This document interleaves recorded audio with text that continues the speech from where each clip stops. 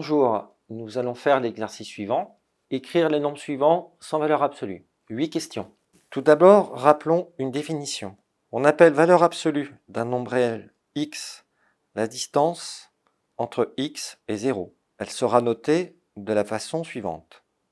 Il en découle la propriété suivante. Soit x un nombre réel. Alors, la valeur absolue de x est égale à x si x est un réel positif. La valeur absolue de x est égale à moins x, c'est-à-dire à l'opposé de x, si x est un réel strictement négatif. La valeur absolue d'un nombre étant une distance, elle est donc toujours positive. Question A. Nous avons la valeur absolue de moins 5. Moins 5 est un nombre strictement négatif. Donc d'après la propriété précédente, la valeur absolue de moins 5 est égale à l'opposé de moins 5, c'est-à-dire est égale à 5. Question B. Nous cherchons la valeur absolue de moins 2 sur moins 3. Nous pouvons tout d'abord simplifier la fraction. En effet, moins 2 sur moins 3 est égal à 2 tiers. 2 tiers est un nombre strictement positif, donc la valeur absolue de 2 tiers est égale à 2 tiers. Question C. Nous cherchons la valeur absolue du carré de moins 4.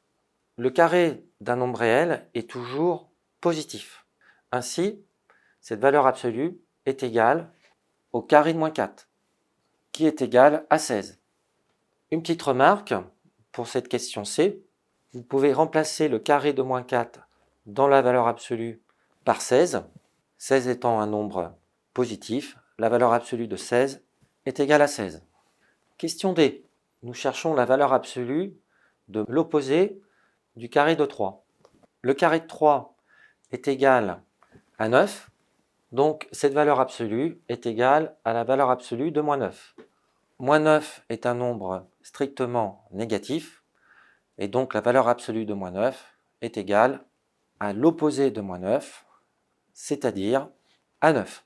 Si vous commencez à être à l'aise avec ces démarches, vous pouvez passer directement de valeur absolue de moins 9 à 9. Question E. Nous cherchons la valeur absolue de racine carrée de 2 moins 1. Racine carrée de 2 est environ égale à 1,41. Donc, racine carrée de 2 moins 1 est un nombre strictement positif, étant donné que racine carrée de 2 est un nombre plus grand que 1. Et ainsi, la valeur absolue de racine carrée de 2 moins 1 est égale à racine carrée de 2 moins 1. Question F.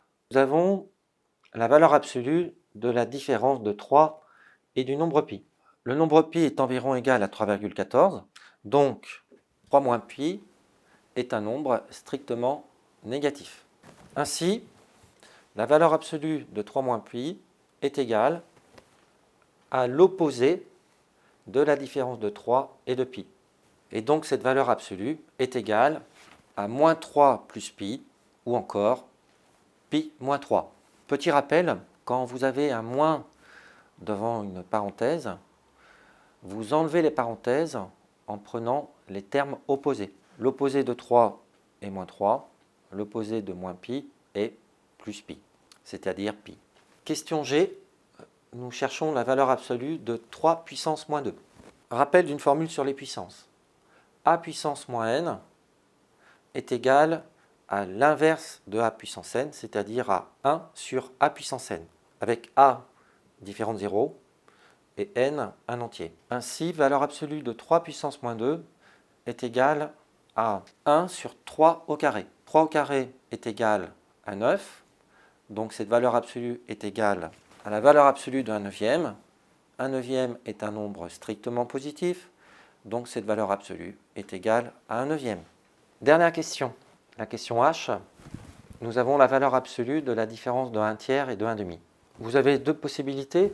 La première possibilité, vous cherchez à simplifier directement l'écriture de 1 tiers moins 1 demi. Ou alors, deuxième méthode, vous cherchez à déterminer le signe de cette différence. Je choisis de faire la deuxième méthode.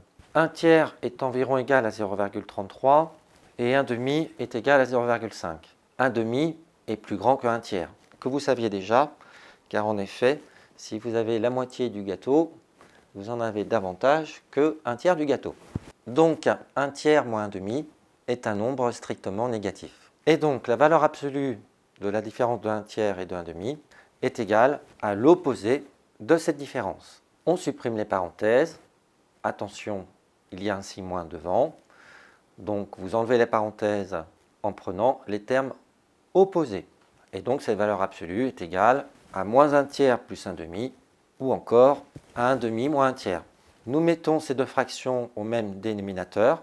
Ainsi, cette valeur absolue est égale à 3 sixièmes moins 2 sixièmes, qui est égal à 1 sixième. Si vous souhaitez faire la première méthode, c'est-à-dire faire le calcul présent dans la valeur absolue, c'est-à-dire 1 tiers moins 1 demi, la valeur absolue de cette différence va être égale à la valeur absolue de 2 sixièmes moins 3 sixièmes.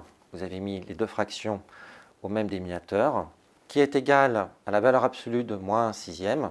Moins 1 sixième est un nombre strictement négatif, donc cette valeur absolue est égale à l'opposé de moins 1 sixième, c'est-à-dire 1 sixième. Cette vidéo est terminée, bon courage!